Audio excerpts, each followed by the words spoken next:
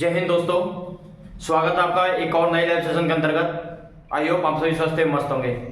दोस्तों, फिलहाल राजस्थान के अंतर्गत एक माहौल गरमाया हुआ है महिला आरक्षण आंदोलन को लेकर। आने वाली 30 जून जयपुर के अंतर्गत महा आंदोलन की तैयारियां भी चल रही हैं। इसी के साथ साथियों, मैं पिछली एक वीडियो और बनाई थी मैंने, जिसके अंतर्गत मैं बात कर रहा था महिला आरक्षण ये मुद्दा हो या फिर किसी प्रकार का मुद्दा हो, जिसके अंतर्गत विभिन्न कोचिंग संस्थान और कई टीचर्स आते हैं, वो खुलकर किसी भी सपोर्ट में नहीं आते हैं। दोस्तों, सबसे पहले मैं कई कोचिंगों को पहले दो कोचिंगों का मैं पहले भी नाम ले चुका था, कलाम और उत्कर्ष का। सबसे पहले मैं साथ में थोड़ा सा एक बात बताऊंगा आपको। किसी भी प्रकार का मैटर हो, कोचिंग संस्थान या टीचर, कभी भी किसी भी समय जब से जो विद्यार्थी हैं, छात्र हैं, उन्हें जब जरूरत होती है उनकी, तब वो खड़े नहीं होते हैं या फिर पैमानों पर खड़े नहीं उतरते हैं। आखिर ऐसा क्यों? जब हम मोटी फीस इनको देते हैं, एडमिशन के अंतर्गत लेते हैं, कोचिंग संस्थानों के अंतर्गत जो टीचर हैं उनसे हम गाइडेंस लेते हैं, तो उनका इतना भी तो हक पड़ता है ना साथियों कि हमारा वो साथ दें, साथ खड़े रहें। यदि साथ नहीं दें, साथ भी नहीं खड़े रहें, तो हमें मोटिवेट करें। किसी कोचिंग संस्थान में कलाम की बात करूं, कलाम के अंतर्गत से एक भी टीचर ने लाइव आकर ये तक नहीं कहा कि महिला आरक्षण आंदोलन सही भी है या गलत भी है। इसी प्रकार में बात करूं उत्कर्ष कोचिंग के अंतर्गत, उसमें भी सिर्फ कुमार गौरव खुद के चैनल से लाइव आते हैं, शॉर्ट वीडियो बनाते हैं कुमार गौरव सर। मैं धन्यवाद देता हूं उन्हें भी, कुमार गौरव सर को भी, जिन्होंने हमारे लिए आवाज़ उठाई थोड़ी बहुत, चाहे खुद के पर्सनल अकाउंट से उठाई। लेकिन उत्कर्ष कोचिंग जो राजस्थान में कलाम और उत्कर्ष कोचिंग है, जो दोनों ही अभी उच्चतम पायदान पर हैं, उन्हें भी हक था बोलने का। वो भी तो कुछ सुझाव देते इसके अंतर्गत, क्योंकि जो महिला आरक्षण आंदोलन जिसके अंतर्गत महिलाओं को 30% से बढ़ाकर 50% आरक्षण कर दिया गया 3rd ग्रेड के अंतर्गत। हालांकि शिक्षा मंत्री का अलग बयान है, मुख्यमंत्री जी का अलग बयान है, सीएम से चर्चा भी की साथियों ने, लेकिन फिर भी आने वाली 30 जून को कहीं ऐसा ना हो हमें कोचिंगों का पूर्ण रूप से बहिष्कार करना पड़ जाए, उनके खिलाफ कैंपेनिंग शुरू कर दी जानी पड़ जाए। मैं पिछली वीडियो में बताया था सभी साथियों को कि ये जब तक इनको आप खुद सुधारोगे नहीं, तब तक ये आपका साथ देने वाले नहीं है। मैंने कैंपेनिंग भी शुरू करवाई थी, प्ले स्टोर पर रेटिंग गिरवाने की बात करी थी, लेकिन चुनिंदा साथियों ने, मुश्किल से 300 से 400 साथियों ने इस पूरे कैंपेनिंग के अंतर्गत हिस्सा लिया था। हालांकि हम पॉइंट गिरा चुके हैं कलाम अकेडमी का रेटिंग के अंतर्गत। प्ले स्टोर पर क्या होता है साथियों, यूट्यूब पर यदि कोई भी वीडियो आती है, टेलीग्राम पर कोई वीडियो आती है और व्हाट्सएप पर किसी भी और चैनल पर वीडियो आती है, उसको कोचिंग संस्थानों द्वारा डिलीट कर दिया जाता है। लेकिन प्ले स्टोर उस पर कोई भी कोचिंग संस्थान कोई भी कमेंट यदि कोई कर दे, उसे डिलीट नहीं कर सकते। रेटिंग यदि 1 पॉइंट की आ जाए, 1 की रेटिंग आ जाए, 2 की रेटिंग आ जाए, तो चैनल तक डिलीट हो सकता है। दोस्तों, जब वो हमारे साथ नहीं तो हम उनके साथ क्यों खड़े रहें? कभी भी हमारे साथ खड़े नहीं पाते हैं वो। और मुझे तो थोड़ा शर्म महसूस होता है ऐसे टीचरों से। कई टीचर हैं जो एक बात का हवाला देते हैं कि हम तो अभी गवर्नमेंट जॉब में हैं, इसलिए हम सरकार के खिलाफ कुछ नहीं बोल सकते हैं। मैं उनसे एक बात जानना चाहता हूं, जब आपको अपनी गवर्नमेंट जॉब इतनी प्यारी है, तो फिर दूर हटो ना। आप क्यों बच्चों को गुमराह करते हो? क्वेश्चन आपकी क्लासों से आते नहीं है, पढ़ाते हैं उससे क्वेश्चन आते नहीं है। जब क्वेश्चन सही बता देते हैं, आंसर की जारी कर देते हैं कोचिंग संस्थान। एक तो मैं बात बताऊं, एक बार की तो एक कोचिंग संस्थान ने साइकोलॉजी का आंसर की निकाली, एग्जाम लगने के तुरंत बाद रीड की। उसके अंतर्गत 21 सवाल सही कर पाए वो कोचिंग संस्थान, 9 क्वेश्चन गलत बता दिए उन्होंने। ताजुब की बात है, एक एग्जाम के अंदर 30 क्वेश्चन आते हैं और 21 क्वेश्चन सही बता पाते हैं, 9 क्वेश्चन गलत बताते थे। एक टीचर जिसने लाखों विद्यार्थियों को पढ़ाया, आखिर वो गुमराह क्यों किया उन्होंने? इसके ऊपर अलग से बात करेंगे हम। लेकिन आज जब छात्रों की जरूरत, छात्रों को जो जरूरत है, बेरोजगार लड़कों को जब जरूरत है कोचिंग संस्थानों की, टीचरों की, जब सिर्फ एक बात कहकर पल्ला झाड़ दिया जाता है कि किसी भी, हम अभी गवर्नमेंट जॉब में हैं और हम आपका साथ देने में असमर्थ हैं। मैं आपसे एक बात जानूं, खान सर, उन्हें भी तो लोकप्रियता प्यारी है, वो भी तो पूरे देश के एक महान टीचर है, उन्हें तो किसी चीज की जरूरत भी नहीं है, लेकिन सिर्फ छात्र हित के लिए पूरी रेलवे मंत्रालय से लड़ जाते हैं।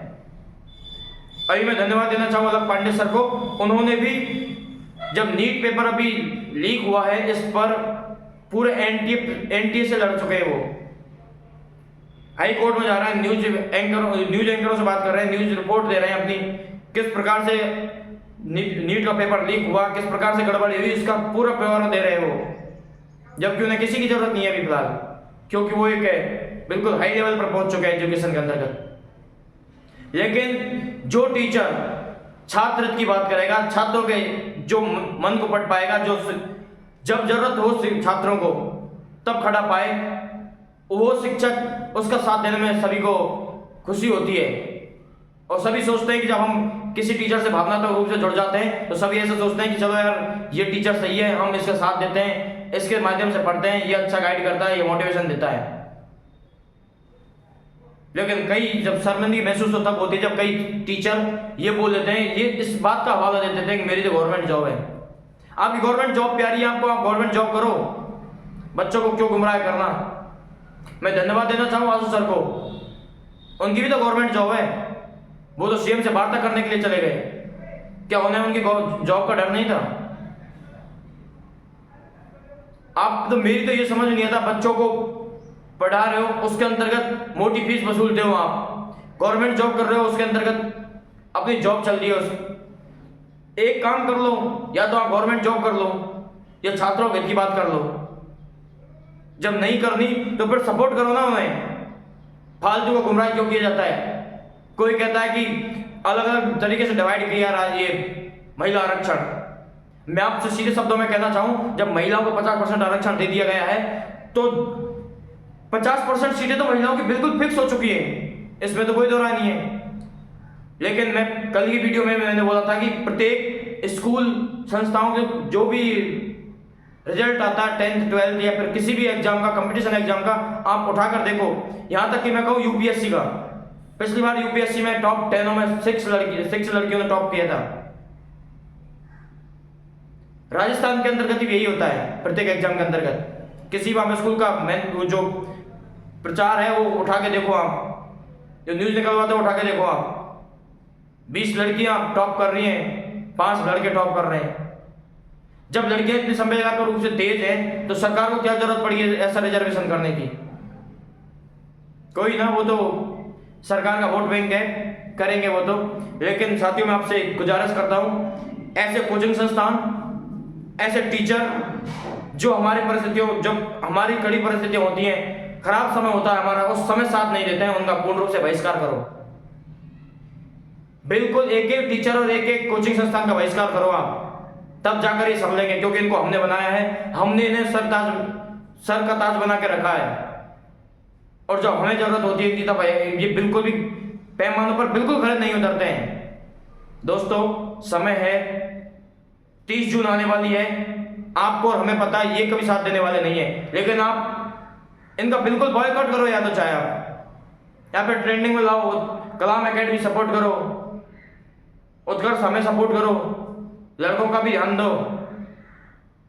एक एडमिशन के चक्कर में आप सिर्फ लड़कियों के बारे मैं बिल्कुल नहीं कहता कि महिला सशक्तिकरण के खिलाफ बोलना है आपको, लेकिन जो जायज मांग है लड़कों की वो तो देखो ना। 70-30 के रेशियो में लड़के हैं और उनको चुनिंदा वैकेंसी है उनकी।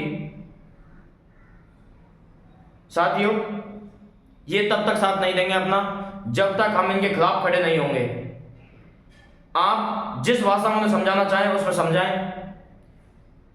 और एक बात और कहूंगा मैं, 30 तारीख बहुत जल्द आने वाली है, इससे पहले प्रत्येक अपने जिला स्तर पर जाकर दोबारा ज्ञापन दो, अपनी मांग को पूर्ण रूप से स्पष्ट रूप से रखो, तथ्यात्मक रूप से, और सरकार तक बात पहुंचाओ। क्योंकि अभी देख रहे हैं कि काफी सारे लड़के, कभी बीएसटीसी बीएड विवाद में चल रहा है कि उनको शामिल लेवल 2 को तो रिजर्वेशन दिया नहीं है, इसमें विवाद में लड़ रहे हैं लड़के। बहुत जल्द प्रत्येक वैकेंसी होने वाला है, समझ लो। और बहुत जल्द जब आप विपक्ष में खड़े हो जाओगे सरकार के, आप नीतियों का बहिष्कार करने लग जाओगे इस प्रकार की, जिनसे बेरोजगार और बेरोजगारी की तरफ बढ़ता चला जाएगा। क्योंकि ये तो एसीओ में बैठने वाले होते हैं, इन्हें तो एसीओ में बैठ के नीतियों का निर्माण करना है, क्रियान्वयन किस प्रकार से करें उन्हें सिर्फ वोट बैंक दिखता है। दोस्तों इतना ही कहूंगा, और आप सभी समझदार हैं, इन कोचिंग संस्थानों का बिल्कुल आप पुरजोर तरीके से विरोध कीजिए, बायकॉट कीजिए, चाहे कैसी भाषा में कोई भी शिक्षक समझना चाहे उस भाषा में आप समझाइए, पर्सनल कमेंट करिए, मिलिए चाहे उनसे। आज की वीडियो में इतना ही कहूंगा, मिलते हैं नेक्स्ट क्लास के अंतर्गत। जय हिंद।